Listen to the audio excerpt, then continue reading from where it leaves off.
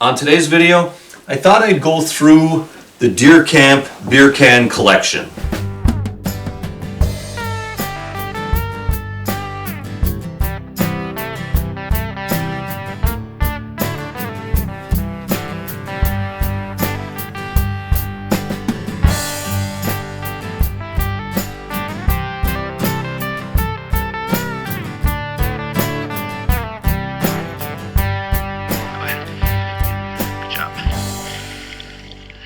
Hey there, outdoor YouTubers. It's Dave Knetter from Knetter's Practical Outdoors. And like I said earlier, I'm kind of going to give a little rundown of the portion of my beer can collection that we have out here at the Deer Camp.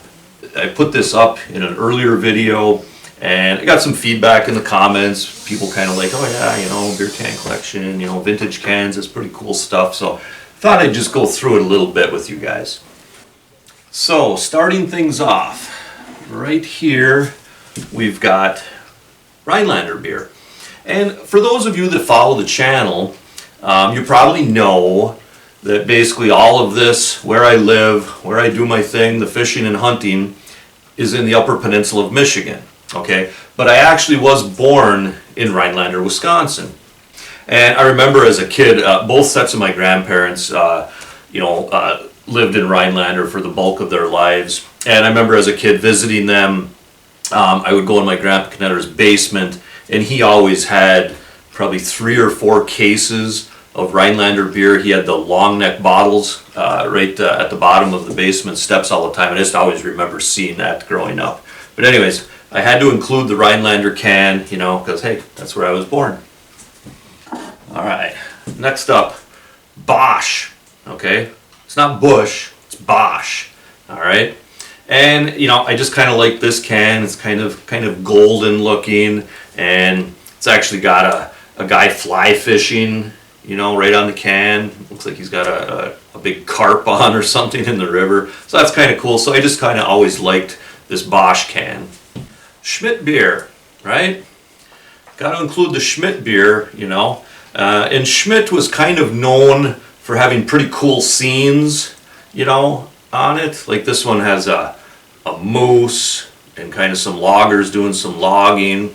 And Schmidt would always have some kind of different scene on their cans, and I do happen to have a couple of them, so definitely including the Schmidt. Point Beer, okay, brewed in Stevens Point, Wisconsin. All right, and I have a handful of decent Point Beer cans.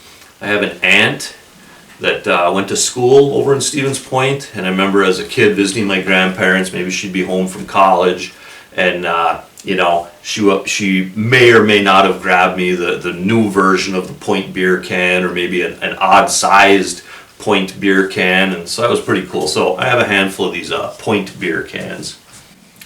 Old Style, you know, this is a pretty old can of Old Style, and you know, if you look real closely at the can, there's a lot of graphics on it, a lot of drawn graphics. And I remember as a kid, I was at my grandmother's house, and my Uncle Mike on my mom's side was sitting at the kitchen table having a few beers, probably with some of my other uncles, but I remember specifically talking to my Uncle Mike on my mom's side there. And I'm sure I kind of went up to him and said, hey, can I have 1 or 2 of those cans when you guys are done? So I was always collecting cans.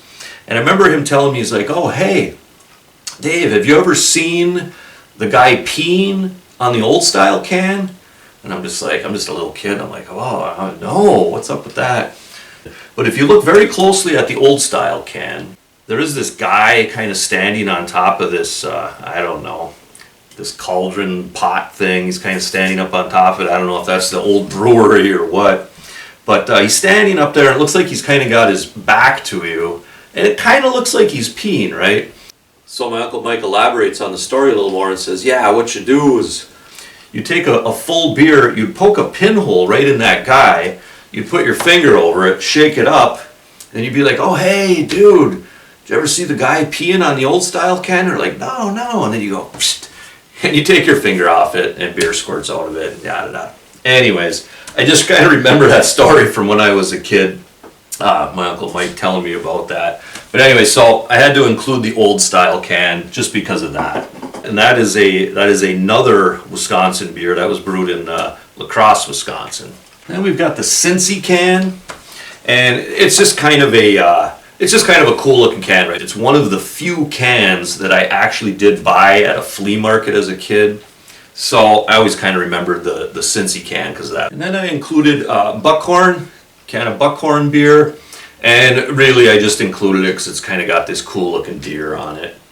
And the next one up is the Hams Can.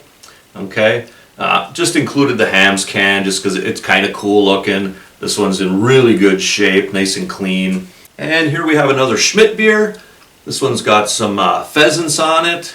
That's kind of cool. Like I say, there's several different outdoor scenes that Schmidt had done over the years, and like I say, I got a couple of them. But so got to include the Schmidt Beer. And I'm looking at it. It looks like it was brewed in a lot of different places. La Crosse, Wisconsin being one of them. And the next can is this Bohemian Club. And I kind of included this one because it's pretty old. It doesn't even have a pop top. This is another one that was, brewed in Wisconsin. And I just think the can's kind of neat looking. Next one, Falstaff.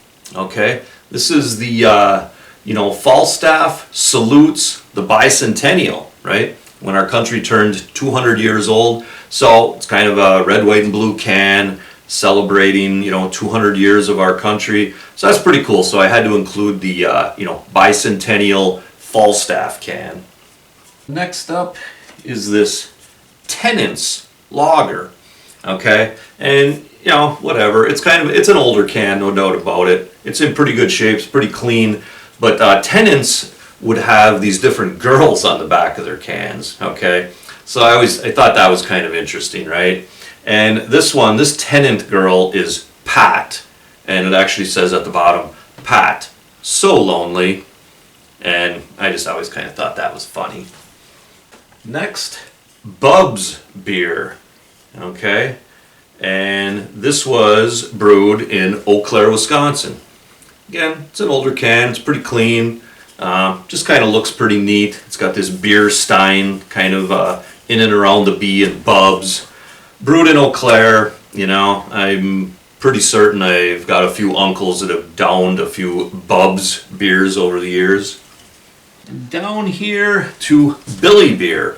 Okay, and some of you younger folks might not remember, but we had a president, Jimmy Carter. Okay, and Billy was his brother, Billy Carter, and that's who brewed this beer up. All right, and it's kind of interesting. He was known to be a big beer drinker, back when Jimmy Carter was president. And it actually says on here, I had this beer brewed up just for me. I think it's the best I've ever tasted, and I've tasted a lot. I think you'll like it too, Billy Carter, brother of one of our presidents. Our beer, it's brewed with sparkling pure Wisconsin water. It's a nice clean looking can. The graphics are actually like a photograph. That's kind of neat. Some beer companies would actually do more like photographs on them. I always thought that was kind of neat, so I had to include our beer. Here we go, Kugels. This is a nice looking can. It's also brewed in Wisconsin, Chippewa Falls, Wisconsin. And Kugel is a brand of beer that's still going strong to this day. I actually had one last night. So I always have liked the Kugel cans. And here is, look at that. This one wasn't even opened, right? It wasn't even open from the bottom, but somebody must have just cracked it a little bit and got the beer out of it. But this is Wisconsin Holiday Beer. All right, so you got to pick up a bunch of this whenever it's around the holidays, right? Wisconsin Holiday Beer. It was brewed in Monroe, Wisconsin. It's a nice clean looking can. Had to include that one. And this next one is Wisconsin Gold Label Beer. Okay, and obviously that's brewed in Wisconsin too. It's kind of a cool looking can, clean. Included that one. I think you're starting to see kind of a theme where Wisconsin had a lot of breweries around the state. Especially I think back 60s and 70s, there was a lot of breweries.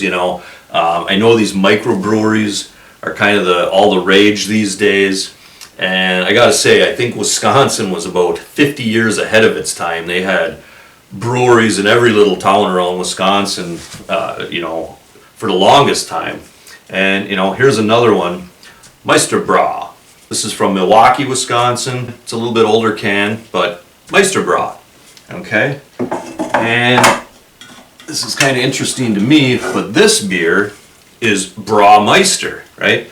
This one is Meisterbräu, and this one is Braumeister. That's how many breweries and different beers were being made in Wisconsin back then.